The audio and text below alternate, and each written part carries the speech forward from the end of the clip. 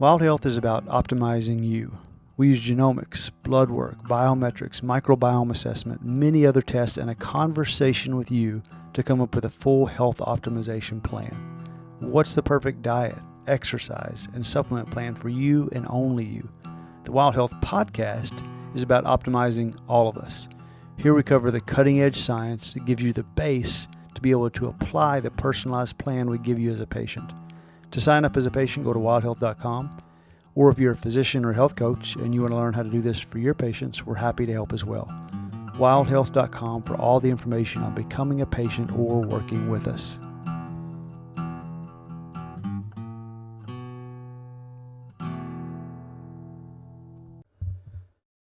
Okay, you're going to love this episode. In fact, if you don't, we're going to give you our money back guarantee. We will double whatever you paid for this if you send us a message if you didn't love this episode. Because with Dr. Nathan Price, who is a professor and associate director of the Institute for Systems Biology in Seattle, he co-directs the Hood Price Integrated Lab for Systems Biomedicine there.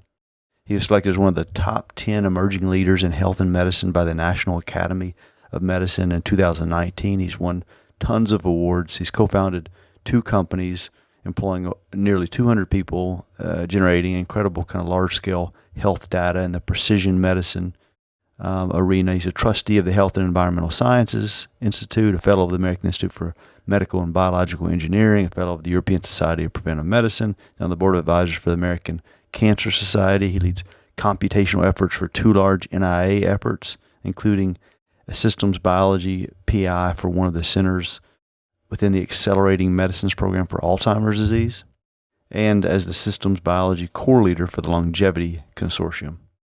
He's also served as chair of the NIH study section on modeling and analysis of biological systems. So he knows what he's talking about. Extremely well accomplished and well spoken professor. And we had a great time talking to him. I know you're going to have a great time listening as well. Dr. Price, thank you for joining us so much. Do you go by, should we call you Dr. Price or Nathan? Nathan is fine, yeah.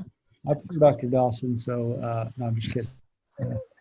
Only Mike calls me Dr. Dawson. So thanks so much for joining us. We heard recently that some people would prefer to be younger, which is interesting.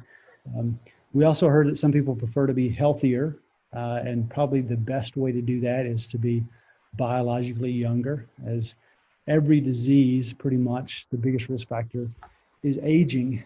And you've done some really incredible work in that space. So I think the way to start, everyone understands what chronologic age is, how many years since you were born. What is biologic aging?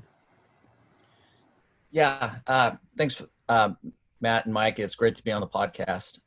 So biological aging is the age that your body says you are as opposed to the age that the calendar says you are. And it's not too hard for us to think about reasons that our body might age different at different rates biologically. If someone is a heavy smoker, their lungs are going to be aging at a higher rate. If you're a heavy drinker, your liver is put under more stress. You might be aging at a higher rate. If you exercise more, you can age at a slower rate, and so forth. And so the real essence of studying biological aging is to try to understand in more detail the processes that are going on so that we can have a view into what those aging rates are and how they might be modifiable. I think I didn't really realize, Nathan, until I started looking at your work, how many different ways there are to approach aging. It seems like the new hotness right now in the space seems to be epigenetics, but it also seems like maybe there's more research in other areas. Could you tell us a little bit about how you guys have approached aging specifically? Yeah, it's really true. There are a lot of different ways that biological aging is measured. And it is true that epigenetics has been, as you say, the new hotness, the way that's been the most public lately. There was a lot of great work that came out on that from Steve Horvath in particular at UCLA, who I know and highly respect. Steve's great.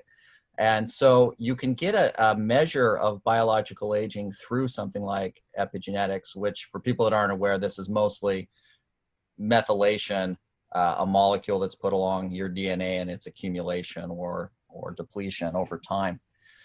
We've approached it somewhat differently. And the way we've approached it is that aging can have an impact across not just what you might see in epigenetics, but it can have an effect on many different systems. And so in a paper that we did last year in the Journals of Gerontology, we used hundreds of different markers, well over 1,000 actually, in order to evaluate many different sources of biological aging. And the areas that we're really excited about is that if you take a broad view and you're looking at more of these markers, you can see potential sources of aging damage in more systems. And especially as we have moved this now into a commercial test, which we call Agebio, which is available on longevity.com. But if you look at that test and it's based around clinical labs, what we like about that is it provides a lot of actionable information. So if you just have views of methylation, that's a very good way to get an estimate of a biological age. We don't have as much research or knowledge really to say what's actionable of how to modify methylation on DNA. But when we look at these clinical labs that we have a lot of information about in terms of what you can do about them, it makes the biological age not just a score, but a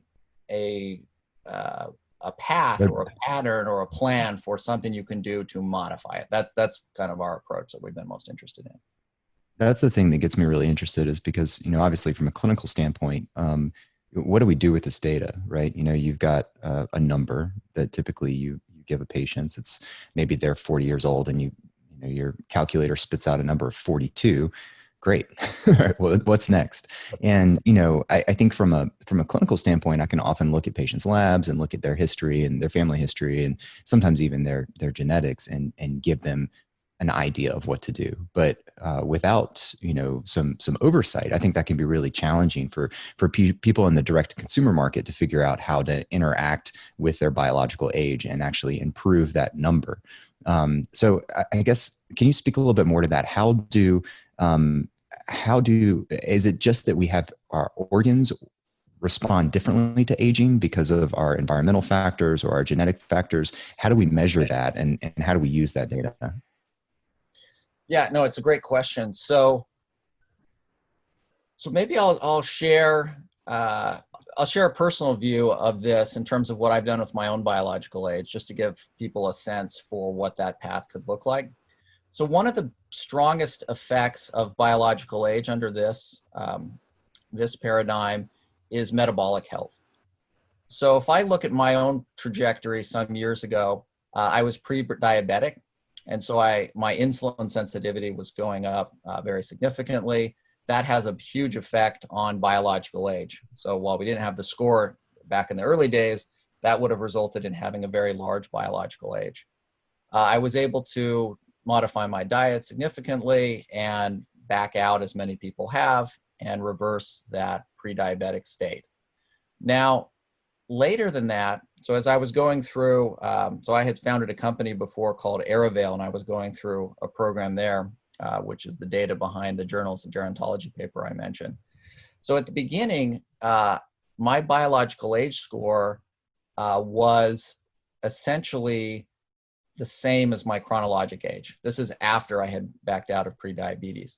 So I made a lot of other dietary and exercise and lifestyle modifications. And what I saw was that my biological age actually went down 1.7 years every year I was in that program. And it tacked down year after year after year until by the end, I was 10 years younger biologically than my chronologic age. But, and here's the thing that's really, I found very exciting. So one is that, sorry, I'm debating a couple of things to say, but one is that even with my biological age 10 years below my chronologic age, I still have actionable possibilities, because what I was able to do, my hormone levels look like they're in their 20s. So they look really good after having gone through the program. But the albumin levels and the protein levels associated in my blood look like they're too old. They've been coming down too fast. So even with a biological age 10 years below my chronologic age, it still gives me actionable information. So I've started a weightlifting program, and I'm working on increasing my protein intake and things of that nature, because because that's what my biological age score said. It said, okay, you're doing really good on a number of factors, but even at 10 years below my chronologic age, here's the element that you're not hitting. And it was really true. I wasn't really doing those things like I should. I've been working on that over the last months. So it gives you this path to thinking about, where am I at in my physiology? And the one other thing I'll mention is that even as I was going through this wellness program that we used to run, which was a wonderful program, it did a lot of things for me. But at the end of it, when we came up with a biological age score, and then, when I got my own ID code and was able to look at that, I found it hugely motivating to just have that number. It's hard to describe like why I found it so exciting to just see that kind of progress, because in terms of like conventional ways to think about this, weight loss, for example, I had done the usual thing. I lost a bunch of weight and I gained some of it back. And yet the chemistry said that I was just getting better. And that I found exciting, actually. And it makes sense that different organ systems would age at different rates. My wife tells me my psychological age and maturity is that of a 7-year-old, so it makes sense that they're all kind of different. That's about right. Yeah. So reversing biologic age, it would seem to make sense for everyone because it affects everything. But is there a specific population you really think this is most geared to and have the biggest impact? Yeah, I mean, I think it's useful for everyone. I think the time that you start thinking about this, and I might be just biased by my own personal opinion, is in your 40s and 50s. It's useful certainly later as well. But for a lot of us, I think once you start getting into your 40s, you notice your body doesn't operate the way that it used to, and things that used to be easier are now harder. And you start to sense that the effects of aging, I think, in a more acute way. And it might just be because I'm in my 40s, so I'm right there.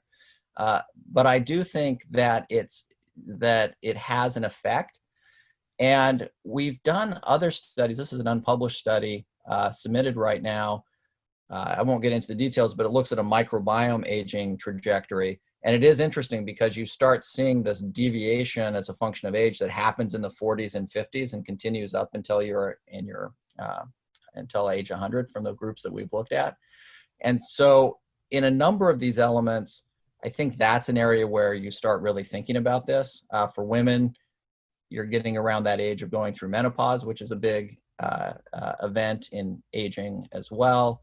And so thinking about how do I keep my body behaving, feeling younger becomes, I think, more acute around that time period.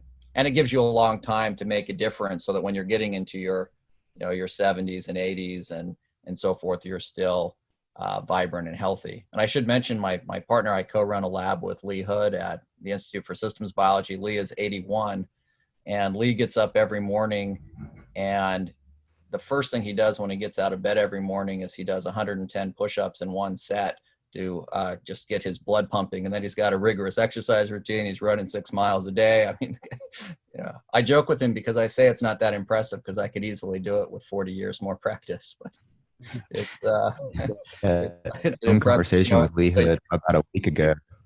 Oh, wonderful. I had a phone conversation with Lee Hood about a week ago, and his biological age on that conversation was no greater than 55 for sure. He was a pretty energetic guy.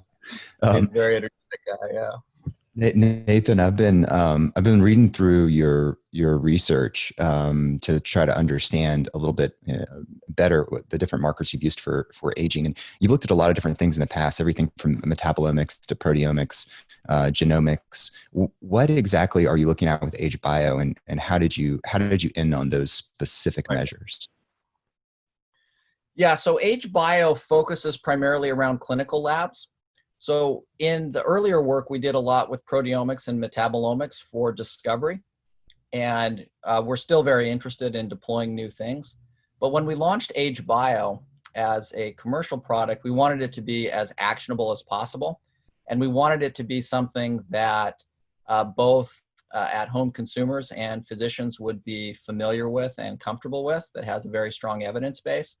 And we also wanted to keep the cost low for individuals. So what we did in essence was to take a view of what were the essential parts that we had to measure in order to get an accurate biological aging score, and one that was meaningful for health, coupled with something that would keep the price in to be very affordable.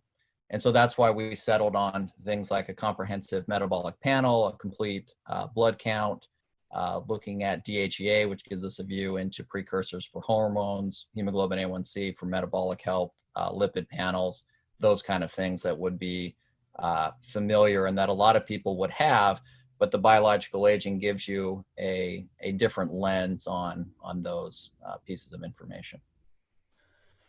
So a lot of people are talking about epigenetic-based measures of biologic age. What is the most succinct way you differentiate that from what we're talking about right now when people ask you? Yeah, so the way I differentiate that, they're both basically equally accurate in terms of measuring a biological age score, in terms of how they correlate with chronologic age. And we can talk a little more about the meaningfulness of them. And I'll refer back to some data here in a minute. But the biggest difference is actionability. If I get a score off of methylation, it doesn't immediately give me an action to take that's not generic. It might say your biological age is high, might say it's low. That's about the extent of the information. So that's why I was talking about my own personal experience. If you do it, and right now we're using 41 different markers, and each of those has very specific known actions to take to make them modifiable. They're used by physicians, they're used in consumers in making their own health choices and decisions. And so you get actionability. It's totally transparent. You know what it is. They're familiar markers. And so you have a plan of action. And so that's the biggest difference and why I like the multi clinical lab type of approach.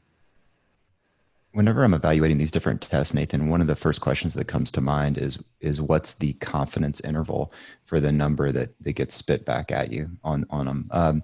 Can you give me an idea? One, what's the confidence interval that you can accurately say somebody's biological age is? And then also, what sort of variance are you seeing or difference in age based on actual chronological age?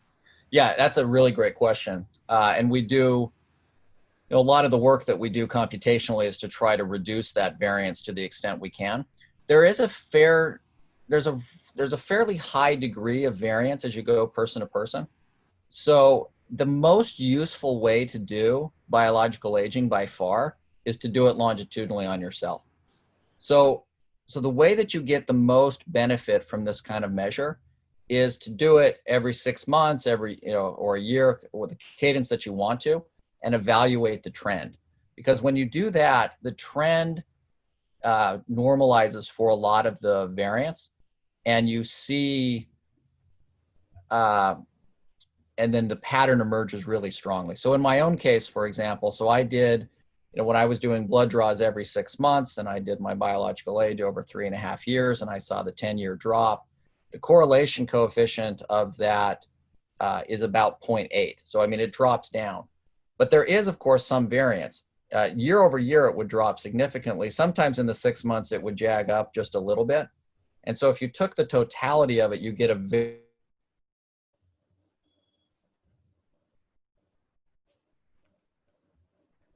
can vary to a degree. And so we are quantifying that in Agebio and getting everyone's individual trajectories. But like any measure, there's variance in them. They are as well controlled of markers as you can get because they are clinical labs that have been vetted and done reproducibly for years. But there's always variance in there. which is something that I think the general person doesn't always appreciate, is the degree to which biological measures do have variance associated with them. So it's a great question. So Nathan, earlier you mentioned Lee Hood and his 110 push-ups per morning. So other than crushing the morning, you and he have been talking for years about scientific wellness and P4 medicine. What is that exactly? Can you explain what that is? Sure. Yeah, I'd be happy to. So Lee and I have worked really closely together for about 15 years now. And Lee had come up with a concept for medicine that he called P4 medicine, which is predictive, preventive, personalized, and participatory. And so the idea of P4 medicine is you want to identify signals early so you can predict what's going to happen in terms of disease. You want to be able to prevent it to the extent possible. You want to have treatments that are personalized to the individual, and participatory means empowering people with information so that they can make the health choices that are best for their life. This emerged a little bit more into a concept that he and I developed called scientific wellness. And that was launched in basically in a paper we did for Nature Biotechnology in a study from that we ran in 2014. And it was what we called the Pioneer 100 study. And it took people through an experience where we did whole genome sequencing on everybody, and then multiple times during the year we did proteomes and metabolomes and microbiomes and clinical labs and wearable devices. And the whole goal of that was over time was to develop the kind of information longitudinally that we needed in order to identify the early warning signs for all the major human diseases, develop ways to predict them and prevent them. And so the essence of scientific wellness was that we could never really understand how to treat and deal with disease by only focusing on late stage disease. We actually have to quantify and understand wellness. And in fact, I was on a panel with the emeritus chair at MGH, Harvard Medical School, Denny Asiello, a few years ago, and he said something that I like the way he put it, but he said, medicine is the only industry that does not study its own gold standard, which is wellness. And so we set out to do that. And we had launched a company called Agebio, which generated these what we call personal dense dynamic data clouds on 5,000 people who consented to let their de-identified data be used for research purposes, which we're really grateful for. And so the whole essence was, how do we quantify wellness, understand how to move it in a positive direction, and then build the systems necessary to understand the earliest warning signs for disease so we can do safe, easy interventions to stop those processes while they're minor, instead of waiting till way downstream and they're major and you may have gone over some sort of fairly irreversible cascade of negative events. And so that's the essence of what we're trying to do. Nathan, your experience with big sets of healthcare data, I think, puts you in a really interesting perspective in terms of just sort of seeing medicine from a different light than a lot of us who deal on very individual patient or individual interactions with the patients. Well, I guess, what do you see as the challenges for healthcare coming up here in the 21st century, and how are they different from what we've been dealing with for the last 100 years? Yeah, so that's a great question. In fact, Lee and I are currently writing a book on that, which we have 2 more chapters to go. We're almost done. So hopefully that'll come out next year. But one of the things so I'll just give you a big picture view of that. So if you look at the foundations of medicine today, they really began in the early 20th century, right? In the early 1900s with a guy named Abraham Flexner. Very incredible, impressive person, which people in the medical field will know. He was the principal founder of the Institute for Advanced Study, where Albert Einstein worked. And he also wrote a very famous report on the state of medicine. And he went through, and at the time, there were a lot of trade schools, and medicine didn't have a really strong scientific basis. And he was the guy that went through and said, we need to establish science as preeminent in medicine. And that led to the way that we practice medicine. and that was wonderful. But we also have to think of what the challenges were in the early 20th century. So in the early 20th century, every third coffin was filled with the body of a child who had died from an infectious disease. That was just the norm. We're dealing with, having an infectious disease back in our lives now with COVID, but in the developed world, we haven't worried, at least those of us that are, that are healthy and reasonably young, we haven't had to deal with that. And so what happened was 20th century medicine got set up in very much a find it and fix it type mentality. Find the pathogen and kill it. And if you look at that establishment of science and that paradigm, it had enormous effect, right? We don't die from the things we used to die from. That 100 years was an incredible success. Now, the problem is that if you jump forward now to the 21st century, our disease issues are radically different. We're not dying from these infectious diseases. We have massive problems with chronic disease, right? Plus COVID at the moment. And so when we look at that, not only do we have very different challenges, but we have very different technologies. We have massive computation. We have the ability to do massive amounts of data collection that was totally non-existent before. And so our whole point is that now in 21st century medicine, we need to reconceptualize how we go about dealing with chronic disease. Because if you look at our find it, fix it, so the find it, fix it mentality got bolted on to find the target, drug it. And if you look at the history of find the target, drug it, it's not very good. We've had drugs that have had an effect for people. I don't want to minimize that. I mean, they've had some benefits. But name the chronic disease that we have relegated to the dustbin of history from a drug. Is Alzheimer's gone? Is diabetes gone? No, if anything, they're worse. And so our whole point is that the paradigm of medicine is not right for the challenges of the 21st century and what we're dealing with now, and that it's been too much of a bolt-on from what was a radically successful approach to the chronic disease of the 20th century. So that becomes the paradigm under which everything that we do falls. So, how does your biologic aging, how does that fit into this bigger picture of where you want to see healthcare go in the future? Yeah. So one of the things that we wanted to do was not just have only a disease lens. And we do talk a lot about disease when we talk about medicine because that's the whole current paradigm. But in fact, what we want to do is to move upstream and quantify wellness. And biological aging is a first good way to do that.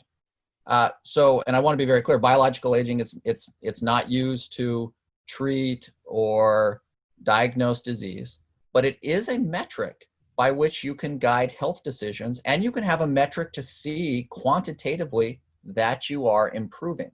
So it's something you can think about in a positive direction for health. It gives you a real goal, and it gives you something that you can wrap your mind around. And if it's actionable, it gives you a plan or a path for how to stay healthier.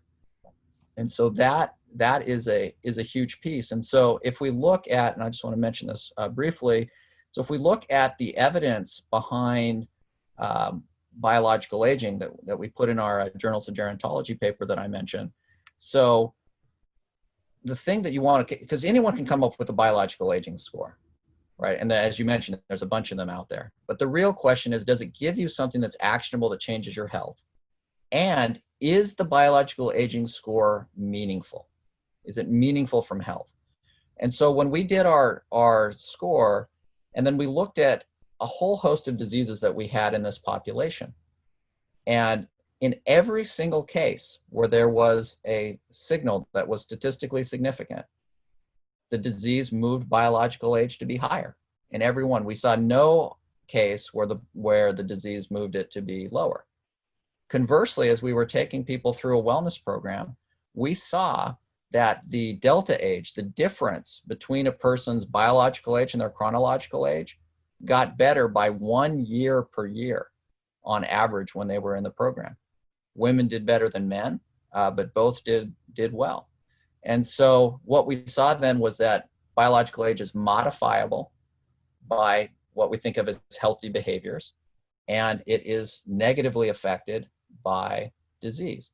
So that told us that this really seems to be a meaningful score, a meaningful estimate of what a biological age rate is. And so we loved the notion that this gave us then a metric for wellness. And there'll be many such metrics, but we want to break out of this notion that there's just disease, not disease. There's got to be a way for us to think about how good is my body right now at getting rid of oxidative radicals? How good is it at combat? So is it dealing with oxidative stress? Is it dealing with how good is it at metabolizing fat away? How good is like positive metrics? How good is my body at functioning? How do I quantify that? How do I make it better? So for our listeners at home right now, looking at their labs that they just recently got from their physician, or they did at a walk-in lab, what are two markers that they could look at that would give them some idea? I guess what are the two biggest signals that you're seeing in Agebio? The two biggest signals in Agebio are, one, your fasting glucose rate, which you could couple with hemoglobin A1C. So some notion of, how are you dealing with sugar? That's a massive driver for everybody. I won't belabor it. We all aware how the modern diet affects that. So that's a huge one. And the second big one is DHEA, which relates to precursors for hormone levels. Those are the two biggest signals in Agebio. And what two areas? I'm sorry. Go ahead, Matt. I was just going to say that it's interesting in that one big paper where they looked at biologic age and taking it back, metformin and DHEA were two of the main interventions they did. So that's interesting. You said those two. Yeah. That won't be a surprise to them either. Those are big signals. It seems the DHEA is probably a bigger signal than we've given it credit in the past. I'm interested to know from your standpoint of big data, what are some areas of data that we've got on patient populations that we're not currently looking at that you think are going to be big areas in the future? Yeah, so there's a number of areas that are going to be big, one of which is the microbiome. So I'm very convinced that the microbiome is going to play a major role in health. And it is important that we get data so that we can make that more and more actionable. Longevity actually does have a gut bio test that's very actionable today, and it gives information that you can pull out of the microbiome. And there's a whole host of these things that are going to be arising. So we did a paper last year, again, in Nature Biotechnology in 2019. And in that paper, what we showed is we took this big, these big dense dynamic data clouds that we had generated, and we looked at what's probably the most well-validated metric of health in the microbiome, which is its alpha diversity. And we showed that you could predict the alpha diversity in the gut microbiome from a set of 11 metabolites in the blood. And so, and they're metabolites for the most part that are co-made with the microbiome. And so one of the big, really important pieces is that you take all of these disparate kinds of data and you get them on the same population, and that you have an experience with that population as they are trying to modify their health for the better, and to be able to track if they have an unfortunate event for the worse, so that you can understand that spectrum. But the big important element of bringing those together is because it's really hard to understand what is a healthy microbiome if all you're looking at is the microbiome. In fact, I'd argue you have almost no chance of doing that if all you're looking at is the microbiome. But if you're looking at the microbiome coupled with all this other data, which is what we had done with proteomes and metabolomes and the genome of the person and their health goals and how they were improving and how they were not improving, or diseases they might go through or whatever. And one of the things that's emerged to me very strongly is that I think that the test for what is a healthy microbiome is actually not going to be a microbiome test. I think it's going to be a blood test. And the reason for that is if you look at especially metabolism, but if you look at metabolic signatures, that tells you something about the function of the microbiome. because the actual species are going to be different from person to person. And if you go to different locations on the earth, they're really different. But there are a certain number of niches that need to be filled. There are certain micronutrients that you want to see from your microbiome. So its health effects, I think, are going to be seen in the reflections in the host. And then from those reflections in the host will determine if the microbiome is satisfying what you need it to satisfy for your health. And I think it's at that point that we then go into the microbiome to figure out what should we do about it, right? Then the specifics of the microbiome matter. How are we going to manipulate it? What prebiotics, what probiotics, what diet change, what, fecal transplant if it's necessary, what are the kind of things that you'd get into? And that's going to be driven by what we understand of the microbiome itself. But it's going to be tied to this reflections in the host, because the microbiome is just too variable person to person and place to place. Yeah, it's not who's there, it's what are they doing? What are they doing together? How does it interact with everything else in the body? That makes sense. It wouldn't be that simple just to say who's there. So that makes complete sense. Yeah. I mean, I feel 5 years younger just talking about all this. Is there anything else that you think is important that we didn't talk about, Nathan? Or if not, where can people find you or learn more? Because I know people are going to want to learn a lot more. Yeah, so we'd say come and find us. Onegevity.com is where you can find the test. It'll also, and that's ONEGEVITY, so like longevity with one spelled out, onegevity.com. You can find the test for Agebio there. There's also a test for microbiome called Gut Bio that you can find there. And the Agebio test will also be releasing in the not too distant future on thorne.com, THORNE.com, thorne.com. We'll also be carrying it as well. So if people want to test it out, try it out there, it is in a beta phase right now. So people can use the code Agebio 2020, I think. It's either Agebio 20 or Agebio 2020. And you can use that and try out the initial version of this for free. So people can take a look at it and see what it's like while it's up there. And you cut out just a second. You said thorne.com, Agebio 20 or Agebio 2020. Try them both. Maybe you get a 2020%. Yeah, I should have it right here to just remember it. I think it's Agebio 2020, okay. But it might be Agebio 20 anyway. You can use that and get you can try it out for free and test out your biological age and see what's there and what the recommendations are and see if it's useful for you. Great. And we'll find out exactly which it is. We'll put it on our Instagram at Wild Health MD too, just in case anybody wants to check out there. So this is great. Thanks so much for joining us. And as this evolves, we're going to want to talk to you some more because you're doing fascinating research, all the data you have. I know there's going to be more incredible things coming out. So thanks so much for joining us. Great. Thanks so much, Matt. Thanks, Mike. Great to talk to you guys.